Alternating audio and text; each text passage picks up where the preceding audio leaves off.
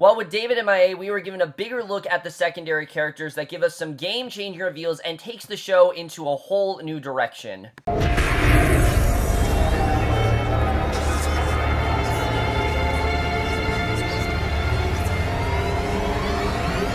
Hey guys, remember Legion, Season 1, Episode 4, Chapter 4, and holy shit, one episode. I mean, wow. Every episode of Legion, you guys know, I've absolutely loved, from this point on. And every episode is a show where I just come from, I watch it and I don't understand half of it, but I'm just so encapsulated by everything that's going on because it's such an incredibly visceral show in every way. It's one of the most intimate shows, I think, put on TV in years. And this episode, holy shit, I mean, there's so much to get into with this episode. What I loved about this episode, though, is that it really was very different from the first three, because like I said, the first three, they were really good, but really when it comes down to it, did we know what was going on? Not really. This episode, now we're starting to make sense. Now things are starting to come together, and it's really starting to, make sense to me. Okay, that's why this has been happening. That's why this character's like this. That's why certain characters have been getting the main focus they have. All those answers are kind of coming together, and this episode was by far the best so far. I absolutely loved this episode, and it was so different from the first three. And right off the bat, in the beginning, they tell you this is going to be a fundamentally very different type of episode, which is not that big of a deal for Legion, because Legion, when it comes down to it, has no status quo, and that's something I really do love about the show. But let's just get into it, because the opening of this episode is kind of like an introduction, sort of like an Alfred Hitchcock or a Twilight Zone kind of opening. It was really weird. We meet Oliver Bird, who I love that it's from a character that we haven't met yet, Jermaine Clement, because this is kind of our guide into this episode. It tells us right off the bat we're going to find out more about his character. And he's rambling on about all this stuff about, empathy and fear, and he basically ends up introducing the audience. Well, at least he attempts to, but it's too much for him to do, and Sid actually ends up taking over the narration, who a large part of this episode actually does focus on Sid, which was very interesting, but she's hinting at things to come and questions about reality, and basically how that we need to keep in mind that half of what we're seeing might not actually be real. And I thought it was definitely interesting the way the show does that. It's very maddening the way the show takes it in that direction, but it makes sense for the show. So basically, we find out right off the bat that David is in some kind of fugue state. We know after last week's episode that he just, he went comatose, and he's basically not there this entire episode. There's no medical reason for why he should be unconscious, but it's so bad that Potomi can't even find him in his own head, which that in itself is compelling to think about, because we know how great Potomi is at looking at memories. So with Potomi not being able to access David's memories, it gives us more fear, and it warrants more it warrants more fear and gives us more thrills, just knowing the fact that, holy shit, this is actually very urgent. It just provides a sense of urgency that the other three episodes didn't have, and they did a very good job of doing that throughout this entire episode. So we quickly are informed that he's actually not brain dead, but Cary offers to give him a shot of adrenaline, but Melanie doesn't think that's going to help. Loudermilk insists that this is something that he's going to try to do. He's going to do what he can to try to help him, but, medication obviously isn't going to help him. He's on an astral plane, and when Melanie, Potomi, and Sid suggested they were in his head, they saw glitches like they activated a Guardian. So Melanie suggests that Sid, Potomi, and Cary go find out what happened to David before Clockworks, because obviously something had to have happened there. We don't know what that's about, but we know that definitely something went down there. So they first visit Dr. Poole's office, and the place has been untouched for years. It's clear that no one's been here for a long time, and they find a reel-to-reel tape machine in the closet. It's dented and bloody, and Potomi says that objects have memories too, and they take a peek, and they see Poole asking David what the stars say. Now, this was really cool. I love that we find out that not only can Potomi access humans' memories, he also can access the memories of an object, say any object that's standing on a table, such as this computer. He could literally go into the history of how this computer came to be. I mean, it's just amazing to think about. These are things that, it's not something we really think about, but just to think that he has access to all of these things is just crazy. I mean, it's such a great, there's so much potential with that character, and they're really delivering him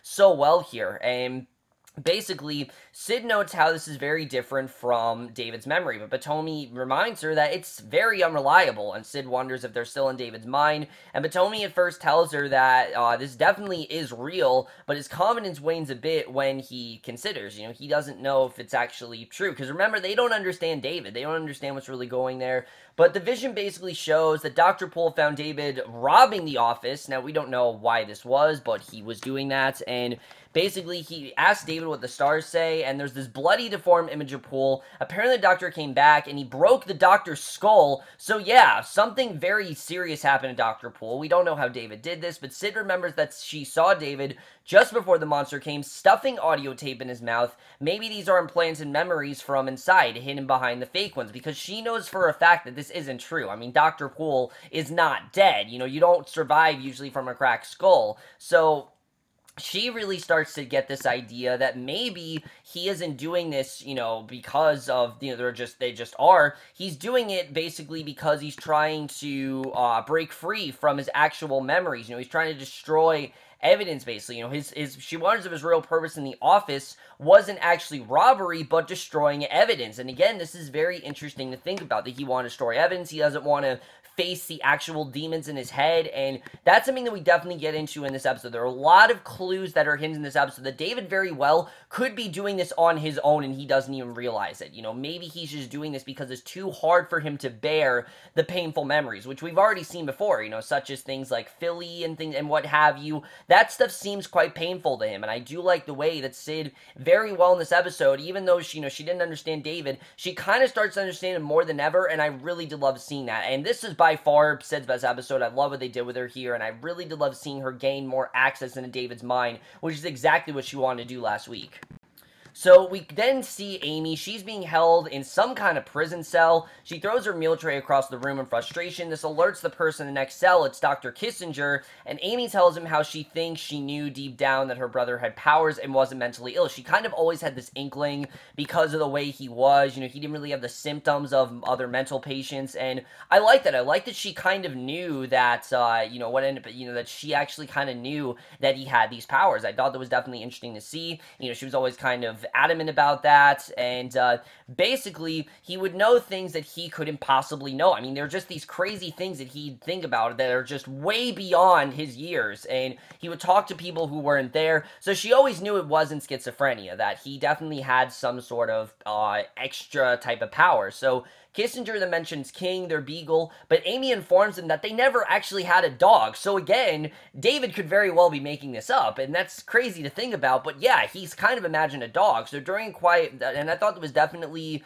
interesting to find out that he possibly did make up this dog. Again, it's not really something that we think much about, but I thought it was definitely interesting to see. And I love the scene where David's with that dog and with Amy, just realizing that this possibly isn't actually real, and these memories we've been seeing, they've been so bright because they're just so fake, and I think that's why those particular memory scenes have such a bright tint to them. If you notice all the scenes that, are with a dog, or with Amy, or with his mom, they have this really bright filter. The other scenes are kind of dark, and they look real. These look really fake, and I think it's intentional. I think it makes sense why they were supposed to look fake for a reason, and I think they did a very good job with, separating the difference between what's real and what's fake. I think I'm definitely starting to get it. Again, I could be wrong, but it's very hard to predict anything in the show. But we then catch up with Sid in the forest, and she's remembering what she saw in David's memory, and then sees the world's angriest boy. Now, we still don't know what the hell that's about, who he really is, but Cary shakes her out of her reverie and tells her that they've contacted David's ex-girlfriend, Philly, who obviously Philly will hold a lot of answers to them, which that's the main thing that Sid wants. She is determined to get those answers as much as possible. So I definitely did find that out here. I thought that was definitely well done. And basically, we then, while doing this, we hear Cary talking, and as this is happening, not only is Cary talking to Sid, but Loudermilk, aka Cary Loudermilk, her father, is talking at the exact same time, and we finally realize why these two actually have the same name, because they're actually the same exact person. They just seem to inhabit, they share one body, but they inhabit two distinctly different personalities. And as Cary puts it, he does, her father does the boring stuff, eating, sleeping, and pissing, while Cary gets to do all the combat and the fighting. He gets to do all the mundane stuff. That's why he's a scientist. And Cary, that's why she gets to go out and fight, because that's the kind of thing they do together. And this reveal, again, while not, while very subtle, actually does make a lot of sense. It makes sense why these two have the same name. It makes sense why we haven't really known a ton about them up to now, especially Cary. We've known next to nothing about her. And now it makes sense, because we already did know stuff about these two. We just didn't know it. And from that reveal, it makes us care so much more about these two. Now they have this cognitive relationship that we really didn't know before, that these two know each other because they are each other. That's why they know each other so well. That's why they are as close as they are. And I love that the show did that. They could have easily taken this in like an incestuous direction, and it shows no, you don't have to do that. There are other ways to take a father-daughter story about a father-daughter who are very close and turn into something different. And this is completely different. I've never quite seen something like this before, where father and daughter are in the same body, but I really do give props to the show for doing that. I think it really changes the whole dynamic of them, and from here on out, it definitely makes me care about these characters a lot more than I already did. And we also find out that Cary, she only ages when she's outside of Cary, so from here on out, I'm going to have to refer to them as the same person, because they are the same person. So when I talk about Cary, I'll just say Cary as in her father, and then I'll say Cary as in the daughter. It's going to be hard to maybe keep up with that, but I'm going to try to do that as best as I can. But now I simply cannot refer them as two separate people. I have to refer them as one entity, because that is who they are. It's crazy to think about. It changes pretty much everything we knew about these characters, but it makes us care so much more about them, and I love that the show did that. And that's one of the many reveals that really does, that really highlights the entire episode.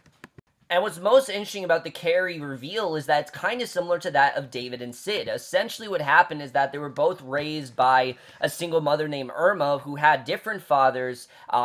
Basically, we found they had different fathers, and when Cary was 8, he found, she found Cary in his room playing with his train set, and he figures at first that she's his imaginary friend, but finally realizes that Cary lives inside of him. Now, who else is that happening to? Well, that would be David and Lenny, so I don't know if they're trying to get to something there, but I think it was definitely interesting how similar those two relationships were. But again, I really love this thing. This was extremely well done, and it's one incredible reveal over a whole host of other ones. I mean, there are so many other reveals in this episode. So, Melanie walks through Summerlin into her office. She sees an image of a deep-sea diver, and it disappears after a moment. We don't know what that's about, but I'm assuming it's a side effect of her going inside David's mind, which a lot of these characters seem to have. They seem to be accessing David's memories in a way they really weren't before. So, Melanie goes to tell Cary what she saw. She insists it's no coincidence and wonders if Oliver's waking up, but Cary tells her not to get her hopes up. As we know, Oliver's been gone for a while. We don't know what happened to him, but Melanie wonders if he misses Cary and points out that she only ages when she's outside of Cary's body. So he wonders what happens to her when he dies, and that's, again, something that he hasn't really thought about. That what happens if he does die? I mean, does she still live? Does Cary cease to exist? Does she have to go under a different name? I mean, there's a lot of things that could happen there. I mean, they're the same person, obviously. So what happens if he dies? That takes a whole new meaning. So they go to an ice room where Oliver's body is frozen inside of a deep-sea diving suit. So yeah, he's literally been frozen there for a while, and the operating system alarm goes off concerning an unannounced visitor. Cary finally shows up the alarm. He says they need to replace it, but Melanie figures that Oliver's trying to reach them. She begs him to come back, and David then finds himself standing in a field. We finally get to see David in this episode. He's standing in a field of glowing lights with a deep-sea diver, Oliver, who's standing nearby, and the diver motions David along and walks away. David goes after him. They come up to a ladder. Oliver climbs up into it with his crystalline chamber. David follows him inside. The hole closed behind him. He removes the suit and offers David a drink. David wonders where they are. He turns on some 60s music. David finally tells him to turn it off. Oliver explains he's been there a long time and things tend to drift, and David wonders if he's really not awake, because it just doesn't seem real. It doesn't make a ton of sense. And Oliver asks if free love is still around. David says that it isn't. Oliver tells him that he went too far into the make-believe and is trapped on the astral planet. They can imagine anything they want, but nothing is real. And again, that's crazy to think about. I don't know if they're alluding to everything that David's seen hasn't been true, but Oliver's happy he's not alone. He starts reciting beat poetry until David stops him. He tells David that the monster can't get him there. He realizes that it makes David forgets, and Oliver explains that he can tell David is at war with himself and remembers knowing a Melanie once. So he's been there as long as he can remember, that he doesn't even remember how he's related to Melanie. He just knows there was a Melanie in his life, and it's really sad, honestly, but David says he starts to go, Oliver knows that he wants to rescue Amy. He wants the monsters outside waiting, that David brought it in, and now it's hunting him. And David insists that there really is no monster, and Oliver tells him that it's just a parasite. So determined to find Amy, David tries to summon whatever power he has, but nothing seems to happen. He casually creates this door, tells Oliver that it's not real unless he makes it real, and he climbs down the ladder back into the astral plane. Now, what's so great about the scene is that we know it's obviously not real what's happening to David, but the whole idea of David, you know, coming to grips with his memories, you can tell he is starting to get an idea of what's real and what's not, and I really did love the way that was done here. They really did take this whole, you know, what's real and what's not concept, you know, real make-believe, and really took it to the extreme this episode. It worked extremely well, I have to say. So the trio takes a bus through the city. Sid sees the angry boy outside in a park, staring at her, wonders what's real. They arrive at the realty office where Philly works, and Potomi tells Sid to keep her busy for 30 to 40 minutes while he scans her. He puts on a pair of sunglasses and says that he's blind, and Potomi and Sid go in. Sid talks to Philly about their family, which Potomi scans her memories. He sees her eating with David and Poole asks about the dog that they're thinking of getting. Now, David says he has a dog, King, as a pet, and Philly mentions that David doesn't keep any evidence of his past. So again, this might not be true. This again might be David trying to mask all the bad memories that happened in his life and all the turmoil. So the memory glitches. Potomi catches a glimpse of Philly going to see Poole at his home in a lighthouse. Potomi follows the memory and then abruptly snaps back to reality. So Potomi tells Philly they found what they're looking for and starts to go. Sid hesitates, then asks Philly if she dated David. So when Sid says that they're David's friends, Philly asks where he is. Sid says they're looking for him. She tells Philly that David said nice things about her, asks if things ended badly for them, and Philly says that she thought that she could fix David, but he went off the medication and got involved with a pusher named Benny. So as they now, of course, we don't know who Benny is at this point. We know about Lenny, but we don't know about Benny. We'll get into that in a second, but as they go, Philly tells them to tell David that they're watching, and as the trio heads out in the forest, Potomi figures that David somehow replaced all of his memories of Benny with Lenny, which again is insane to think about. I mean, again, that's two completely different people. But yeah, I mean, he clearly did replace Benny, who was a guy, with Lenny, who's a girl. And this actually does make a lot of sense now. That's why Lenny talks like a guy. That's why Lenny doesn't look like a guy. That's why she, you know, that's why she doesn't act like a girl. It's because she actually is a guy, and somehow David has just conjured her up into a woman. How he's done this, we don't know, but that's another thing that is extremely well handled here, is that this was all intentional. I've said this before, that yeah, there's a lot of questions, but this really is David's psyche. You know, the reason why we're seeing Lenny as David sees her is because that's how he sees her now. He doesn't see her as he actually is, as Benny. So I thought it was definitely interesting to see, but basically, as they go, Philly tells them to tell David that they're watching, and as the trio heads out in the forest, Potomi figures that David has somehow replaced all of his memories of Benny with Lenny. They arrive at the lighthouse. Poole answers the door, and he refuses to talk about David. You know, he wants nothing to do with that, but Sid tells him that David's in trouble, and they want to know the real story of what happened when David broke into Poole's office, because obviously more went down than they're thinking. You know, definitely more happened there that they're just not getting at, and I love Sid's determination here. I mean, Rachel Keller did such a great job with doing whatever she can to get access here. I mean, she's not going to take no for an answer. She's worked this hard to get memories. She's not going to stop now, obviously. She's going to do what she can to get as many answers as she possibly can. I really did like seeing that here. So she glanced at Potomi. Poole figures that he's in charge, and when Sid says that no one's in charge, Poole asks if Melanie is their leader. Cary's then at the window and sees D3 soldiers approaching. They realize that this actually isn't Poole. It is, in fact, the Eye, and I love that they were fooled here. I love that they didn't get the reveal they wanted. The soldiers open fire. The trio runs upstairs. The Eye goes after him, ignoring the bullets. The trio goes upstairs, and Cary, bored, says that it's her turn, leaps out the window, and then we get what is by far the best scene of the show so far.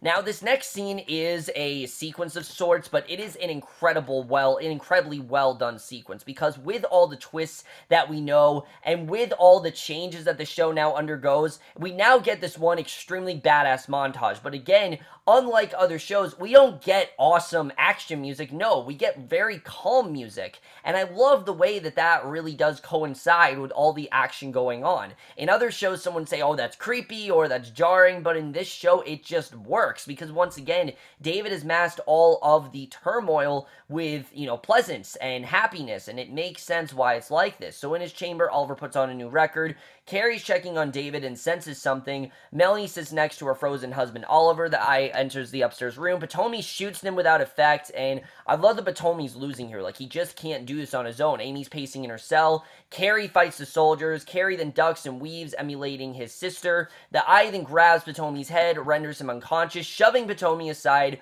Hugh then advances on Sid. Cary takes down the first wave of soldiers, but 5 more surround her. Cary yells in triumph, and again, the scene of Cary going back and forth between Cary fighting and then Cary moving around in the room. Again, another show, it could be laughable, but it works so well here because we understand that Cary is basically a guide for the girl version of Cary, for his sister. That's how they are, and I really love seeing that. But the eye says he's been looking for her. Sid removes her glove. She touches his hand and then stares at her hands in shock. Meanwhile, the eye, Sid collapses on the floor, unconscious. And she's basically trying to get into the eye's head so she can do what she can to mess with him. But the soldiers beat Cary, and Cary feels the blows. They beat her until she passes out. Cary passes out as well. Incredibly well done there. But Oliver finishes dancing to music. He takes a drink, and the soldiers go upstairs and tell Sid/the eye they've acquired their target. And when the eye/Sid tries to warn them, he kicks her unconscious, says that he'll take them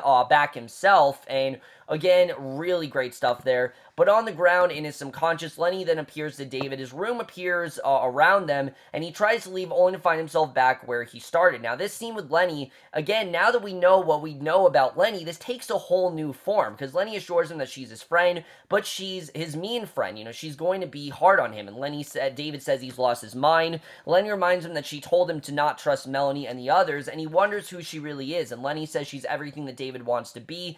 David demands the truth. Lenny says they need to get out because she has other things to do. She doesn't explain what she means and says if David concentrates, then maybe they can break out. So she's literally telling him to break out of his mental states and be the one to get him out of this. But we quickly see that is definitely going to be a problem once we get to the ending of this episode. Because Lenny turns David to a portable TV. He shows the eye preparing to kill Sid. David screams in fury, starts to transform into the devil, and then is back in what we think is the reality. At least, I think this is the reality. I don't know if it is, but he appears on the road in front of the D3 van, transporting the prisoners. He swerves it off the road with his telekinesis, opens the back, finds the eye/Sid. He checks on Potomi and Cary as the eye/Sid prepares to stab David in the back. Sid/the eye wakes up from the crash, throws a tire iron, knocking the knife out of the eye Sid's hand. The eye/Sid runs. Sid/the eye goes after her. David then tackles Sid/the eye, who tries to tell David who she really is. Cary wakes up and runs over just as Sid and the eye switch back. The eye draws his gun and shoots, but he doesn't kill Sid. He actually hits Cary, and Cary then collapses. So now Cary's fear of them possibly dying could actually come true because Cary was just shot, and he also feels that after effect, which again is something that they haven't really thought about. So then we get to the ending here. Cary collapses. Potomi goes to her as the eye runs off. But then we see after this has all happened, the eye does get away. Lenny then goes up to David, but she doesn't look like a friend. She looks more like a grim, evil presence, and it looks like she's got this very evil smile on her face. We don't know what that's about, but that is the way this episode ends. Incredible stuff overall. Let's just get this episode and where we're going to go from here.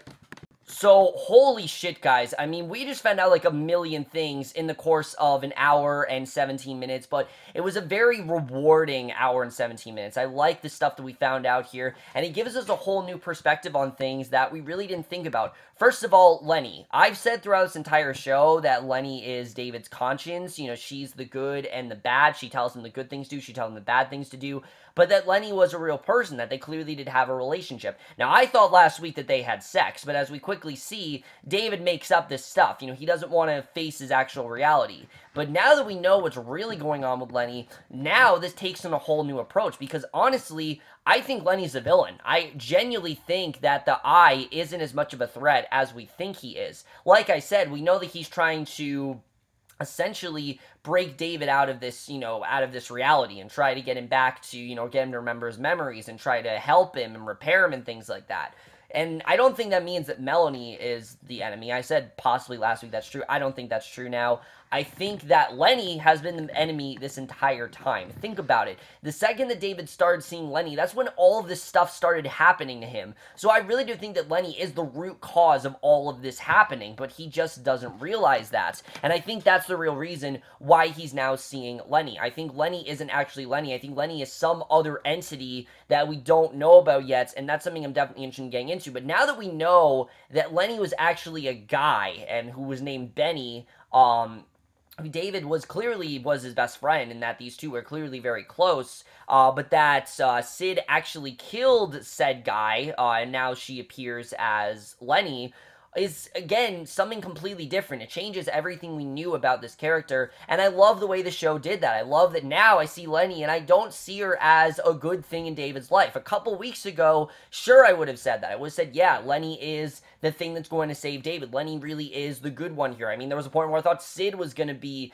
the evil one, that Sid was going to be the one to turn on Lenny, but I think it makes more sense, on David, but I think it makes more sense for Lenny to be that evil presence in David's life, and to be the one that wants to, get him, make him go mad, and make him question his reality. So a lot of what she's been saying now it makes a lot of sense, where she's saying, oh, don't trust what's actually going on, and trying to break his reality. She's not doing it because she wants him to remember what's actually going on. She's doing it because she has her own evil sort of intent, and what that is, we don't really know much about, but definitely, I think we know a lot more what's going on here, and I love that. I love that we now have this whole other possibility with Lenny now, and I think it just adds a whole other layer to the show that we didn't think about. But of course, there's a million other things that went on in this episode. I mean, first of all, let's talk about Cary, because as we know, in the episode, Cary had the conversation, Cary being the brother, the brother persona, he had that conversation, with Melanie,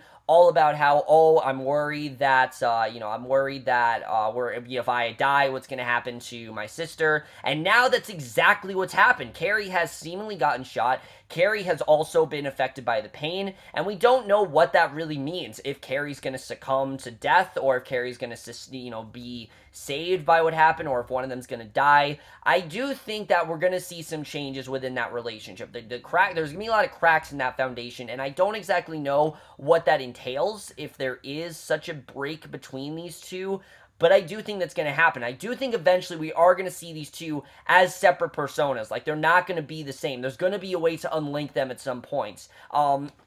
But how this happened and why they're the same person, who cares? I love that the show isn't telling us that, because really, that doesn't matter. It doesn't matter how they became linked. It's more just that they are linked. It would take so much time away from the show for them to do that. So for them to not do that, again, is a very ambitious choice, and it just shows how confident this show really is. I've said before, this is one of the most confident shows on TV. The show from the get-go has exuded so much of that, and this episode especially just shows that confidence is not going away anytime soon, and I was extremely happy to see that, and I'm very interested in seeing where that storyline's going to go. Cary has suddenly become the most interesting character on the show, and I can't wait to see where their whole storyline's going to go. And I have to say there because they are, of course, one person, so I don't know what's going to happen in terms of the Cary persona. We'll have to see what happens there. As far as the eye, like I said, we now see the eye. He obviously, was taking down, Sid was able to switch places with him and things like that. And I think that whole thing is very interesting. But I do think by David not being there, this has really opened up Sid's world of possibilities now, because now she knows something went down between David and Poole, and we don't know what that is. We know obviously Dr. Poole disappeared.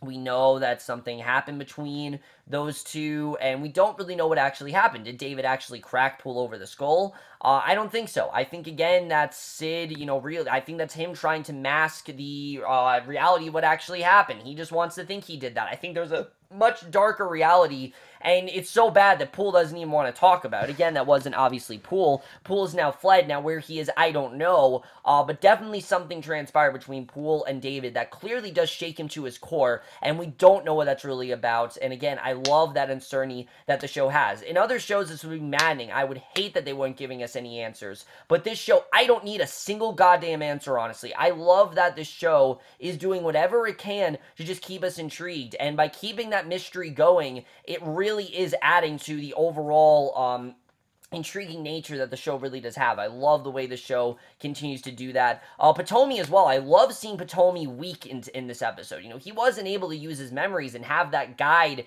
into the world that he usually could. Usually he can go into David's mind and we can just see, you know, what he's seeing, and that's David's way of getting into that. But because David was MIA, Potomi couldn't even access his memories. But I did love this reveal that Potomi can literally take any object, such as like a water bottle, for example, and just see the history of like what happened and what significance it has in David's relationship. It's amazing to think about. I mean, that's just such an extraordinary ability, and again, I know the show isn't based off the X-Men, but that's even a power the X-Men didn't even have. I mean, that's crazy. It's basically Nightcrawler, but Nightcrawler going into people's memories, and I absolutely love this character of Potomi. There's just so much potential that can go with him, and it really does seem like they're delivering on it so far, and I really am loving where that's going. And then Amy in the show.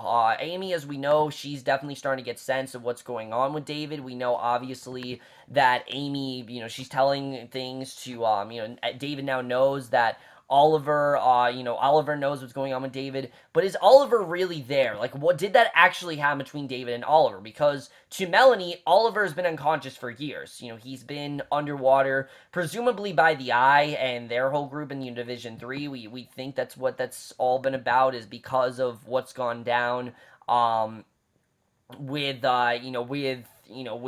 Oliver, that he's been imprisoned basically and shackled to keep Melanie from finding him.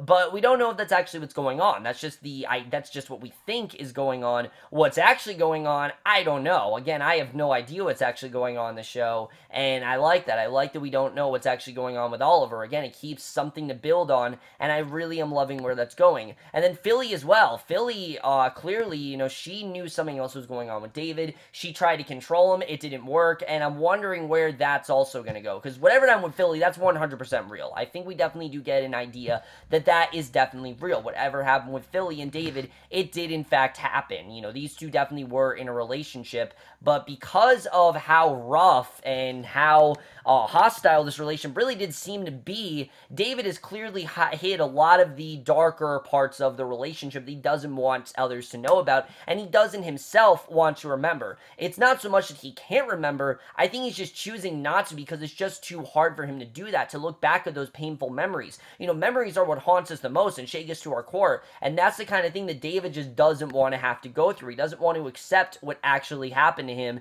and I think that's kind of what's now going on here. I think it definitely does make a lot of sense as to why his memories have been relatively fuzzy, and why they've been, like I said, so fake looking, because they are kind of fake. So again, that whole reality is interesting. Then his mother as well. You know, we now know that probably we've seen a lot of the memories of his mother. I don't think that's been real either. We don't know the relation between him and his family. He's never really... He talked about how his father and him read that book, but is that even real? Like, is this stuff actually real, or is he just thinking it's real? I mean, I think David, he's done such a great job with, you know, faking these memories that he's starting to really believe them, but it seems that certain links, such as Dr. Poole, such as Oliver, are starting to get him to realize that this isn't actually real, and that there is definitely more going on, and we don't know what that's really all about.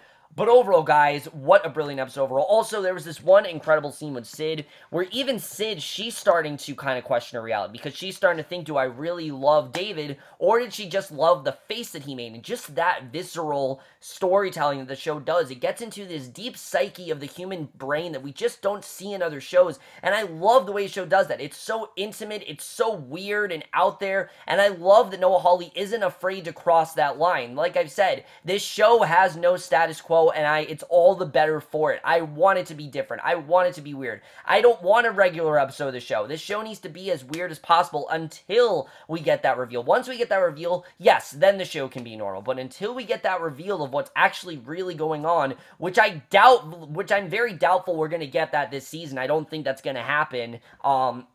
Then, once that does, you know, then I think the show will turn into a regular show, but we'll have to see what happens there. Overall, guys, I'm absolutely loving the show. This is by far the best episode that we've had. It gave us a lot more hints as to what was going on. It made every character inherently a lot more interesting now that we know more what's going on with Cary and with Potomi. I loved all that access that we got here. I thought that was incredibly well done, and I'm definitely going to give Legion Season 1, Episode 4, Chapter 4, a 4.75 out of 5, or an A. So overall, guys, I'm going to review this episode of Legion. Let me know what you guys thought of this episode overall. Loved your thoughts on it. What do you think is really going on here? There are just, like I said, so many possibilities from where we could go from here. So many twists, so many great character reveals. I'm just loving everything about the show. Currently, this is the show I look forward to watching the most and reviewing the most for you guys. I'm absolutely loving everything about it. I think it's just so incredible. It's all Noah Hawley's vision, and he's doing an incredible job with it, honestly. 4 episodes in, this show is extremely impressing me. I've really never seen anything like it, and I'm loving really every second of what I'm watching here. And we still don't really know what's going on. That's what's so great, is that I'm loving what I'm seeing. I just don't actually know if that's what's actually going on. And I could be completely wrong about everything I said, and I'm still fine with that. The show just has so many possibilities for where it can go, and I absolutely love that. But again, enough of rambling from me. That's my review. Hope you guys enjoy it. We'll see you guys in my next video, which will be for tonight's episode of Riverdale, and I will see you guys for that. Okay, bye.